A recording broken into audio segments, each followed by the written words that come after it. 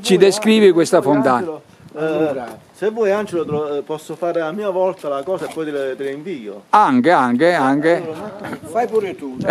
Quindi praticamente questo è Padre Pio che tu hai fatto come invocazione. Tu mi fai le domande e io ti rispondo. È Padre Pio, quindi che è la sua comparsa in un posto. Sì, questo Padre Pio ho deciso di scolpirlo e metterlo qui a casa mia. Ed è comparso a Ginestra degli Schiavoni su un portale di legno, a cui io ci tengo tanto, e ho creato questo, diciamo, come lo vogliamo chiamare, questa colonnina, questo monumento, questa cosa qua. Sì, sembra quasi un altare con l'acquasantiera, sembra. Sì, che sto procedendo, lo devo ancora ultimare perché ho da fare ancora delle cose. Quindi è ancora incompiuta, diciamo.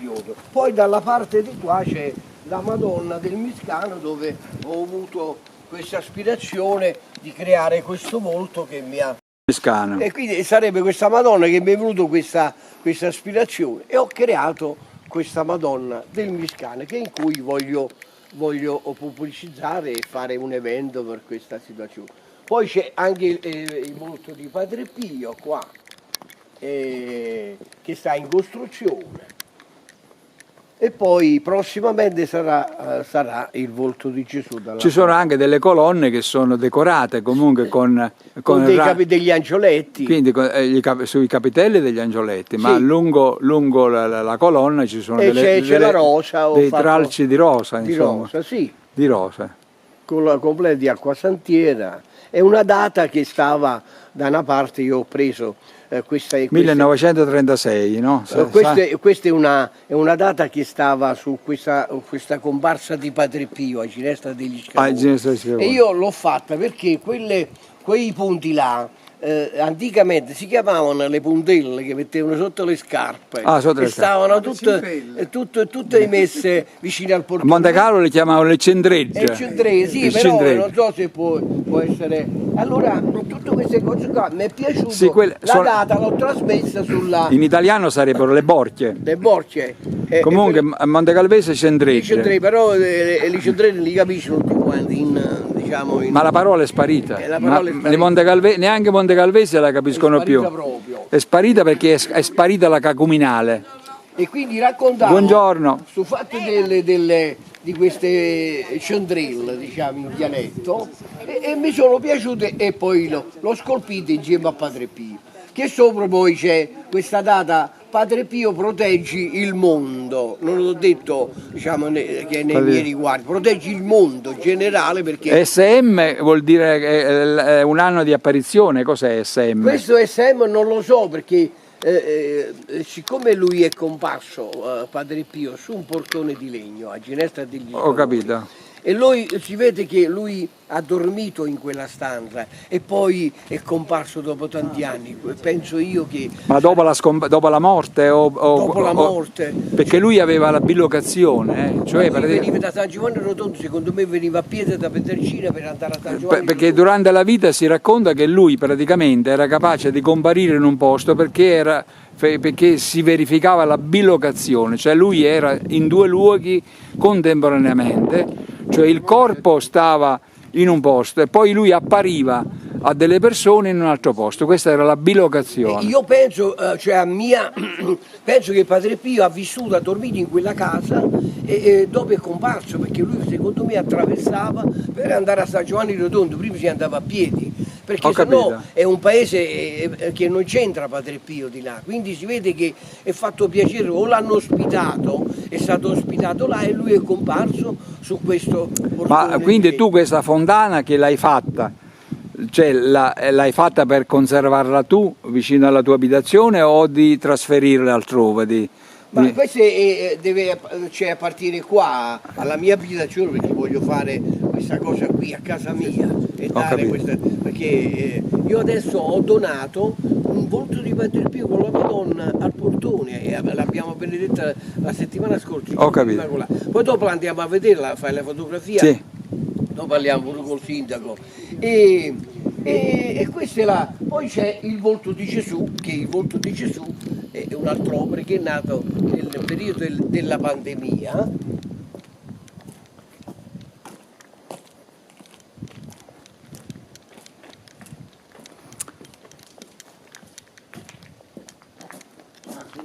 Allora, questo è il volto di Gesù, rappresenta il mondo, il titolo è la pace. La pace. E la pace. E questa è la Madonna.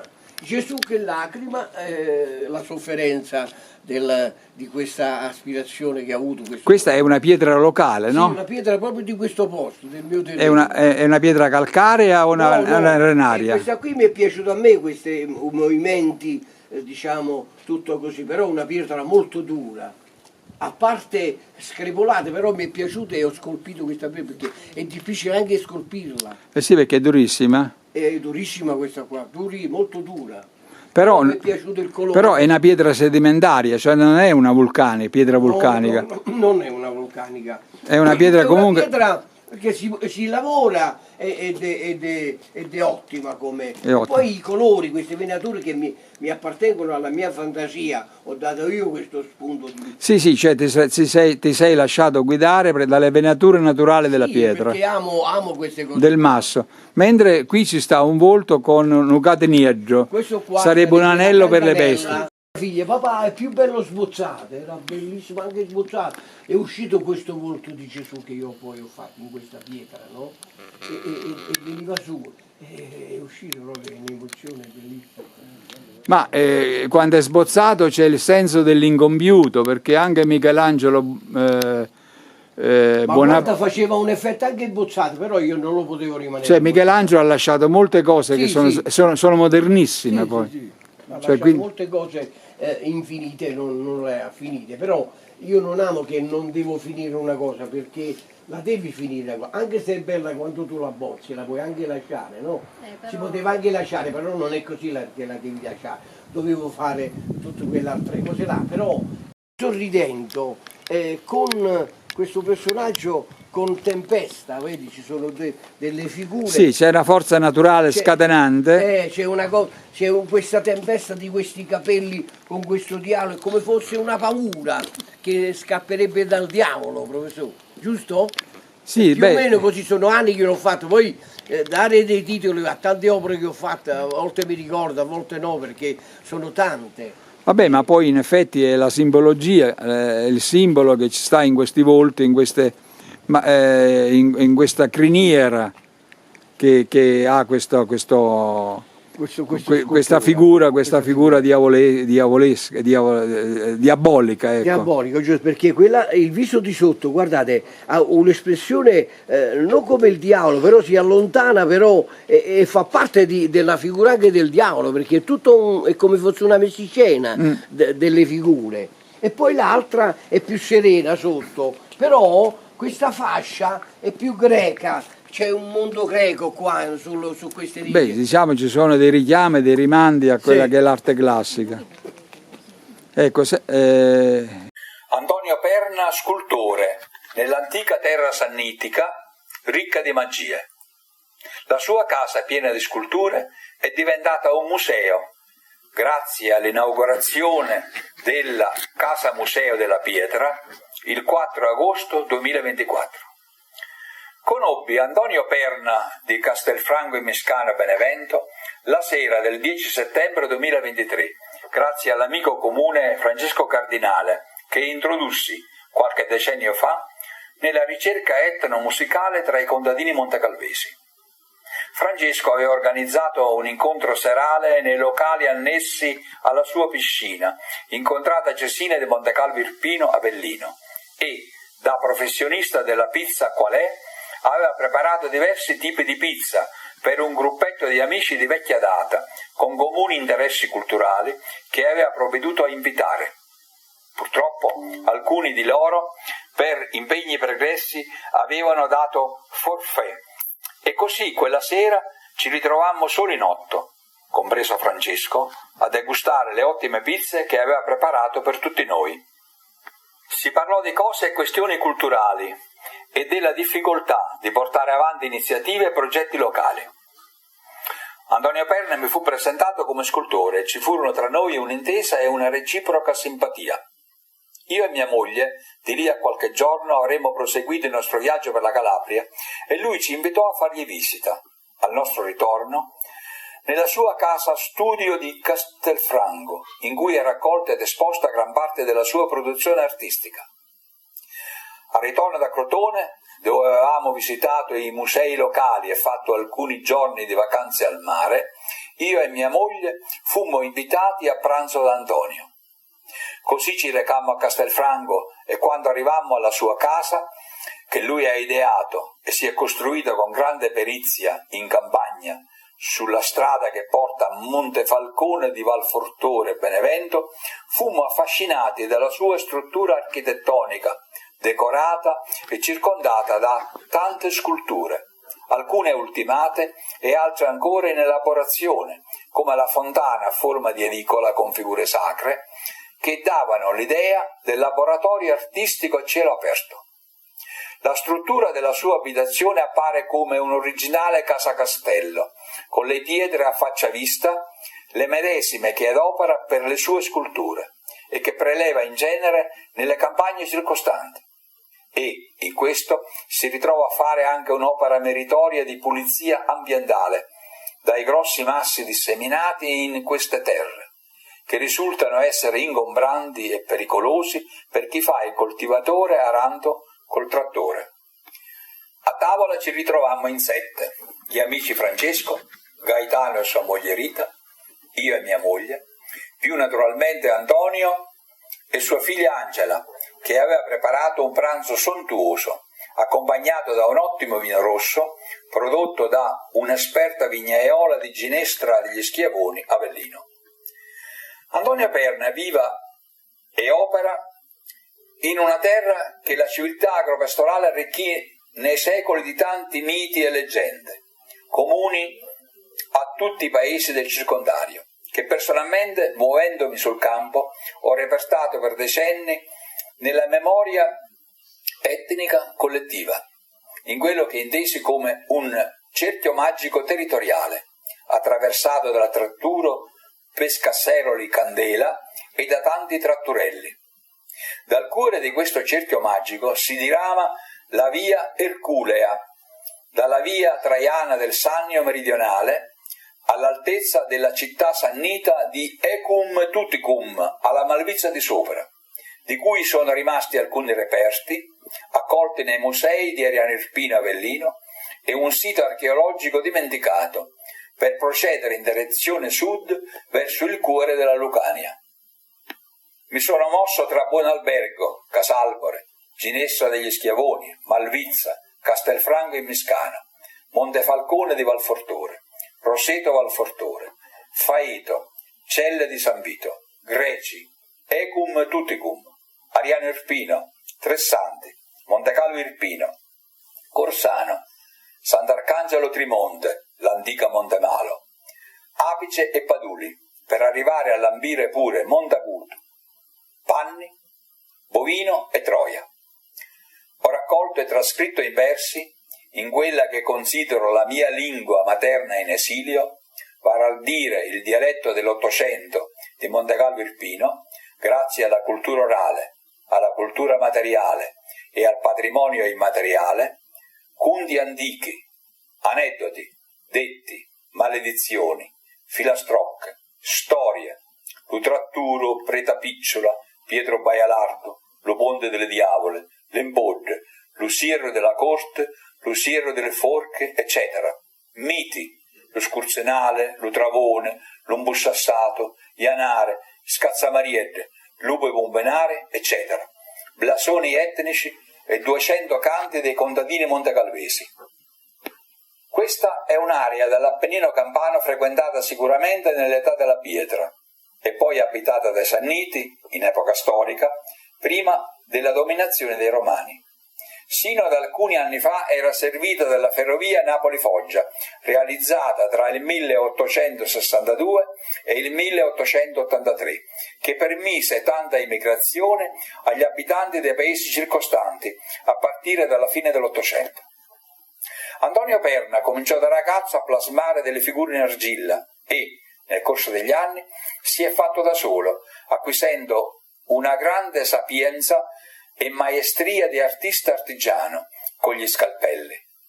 È uno scultore figurativo che ha guardato e assorbito dall'arte colta del passato e subito la suggestione dei mascheroni sulle facciate di case e palazzi, delle maschere apotropaiche dei conci di chiave delle casse dei paesi e delle sculture sacre delle chiese. Ha sintetizzato una personale estetica figurativa, in parte erudita e in parte popolare, piena di rimandi all'arte romana, greca e orientale, attingendo tanto anche dall'immaginario collettivo. Ha costellato la sua vita di fantastiche sculture in pietra, ha arricchito abitazioni con elementi decorativi scolpiti e ha inventato significative soluzioni architettoniche. Antonio Perna sta popolando la memoria degli avi con figure che sono delle vere e proprie magie di pietra, con dei panneggi drappeggi e un'audacia compositiva propria del barocco popolare. Nella sua produzione artistica ha realizzato mascheroni, fregi e simboli magici, figure diavolesche, opere con figure multiple, animali mitici, busti di personaggi, colonne decorate come dei totem, capitelli storiati, bassorilievi, caminetti decorati, edicole fontane con figure sacre. E tra queste ha scolpito Cristo e la Madonna, San Pio da Pietrelcina, e ha ideato la Madonna del Miscano, riferita al fiume Miscano, che ha come sorgente un gruppo di ruscelli alle falde sud-occidentali del Monte Difesa, a 970 metri di altitudine, tra i territori di Faeto, Foggia, Castelfranco Miscano Benevento e Roseto Valfortore, Foggia, nei monti della Davonia, e attraversa una lunga e dolce valle per 32 chilometri, nel territorio di 3 province, Foggia, Avellino e Benevento, scorrendo lungo la linea ferroviaria per sfociare nell'Ufita, affluente del fiume Calore, che attraversa Benevento. Idealmente Perna ripopola, con tante sue opere, i rioni, le vie e gli angoli dei paesi abbandonati, ed è come se ad essi ridesse linfa vitale, coi suoi rimandi alla cultura apotropaica dei secoli passati, ai tanti cunti degli affabulatori contadini accanto ai caminetti nelle fredde serate d'inverno. I volti delle sue figure sono quasi sempre pieni ed espressivi e le sembianze richiamano talvolta l'arte pompeiana.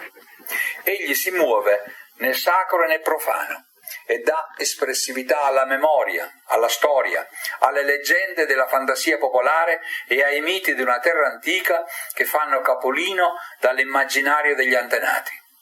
Perna ha imparato negli anni a capire l'anima delle pietre, a interpretarne le venature, gli strati geologici e le sfumature cromatiche, per dare forma alle sue opere caratterizzate da una grande varietà estetica e simbolica. Erede degli antichi scalpellini che lavoravano finemente le pietre locali, egli sa accostare o combinare più immagini o figure eterogenee nella stessa scultura, come se fosse un orafo, ma mentre costui prima plasma l'opera e poi fonde e cola il metallo prezioso nello stampo che ne ha ricavato, Perna con lo scalpello asporta materiale dalla massa della pietra per dare espressività alle parti delle figure che ha deciso di fare emergere o che le venature della pietra gli hanno suggerito di definire. Adopera diversi tipi di pietra con colori, venature e durezza differenti che lo ispirano nel dare espressività, fascino e forme variegate alle sue figure. In definitiva, il suo è un inno alla qualità espressiva della rappresentazione, nell'intento di perseguire un'ammaliante bellezza estetica. Nel 1997, presso l'Hotel Olimpia di Venezia, l'Associazione Centro Storico di Firenze premiò Antonio Perna consegnandogli il Leone d'Oro di Venezia 1997 per le tante opere scolpite e i suoi meriti artistici. Lui, che ha tanto lavorato negli anni, ma che ha anche la passione del canto, ha visto realizzarsi l'aspirazione di una vita. Tante delle sue opere sono ora esposte nella sua casa, grazie all'inaugurazione della Casa Museo della Pietra, avvenuta il 4 agosto 2024. Questo articolo su Antonio Perna di Angelo Siciliano è stato completato a Zel di Cognola, Trento, il 22 settembre 2024.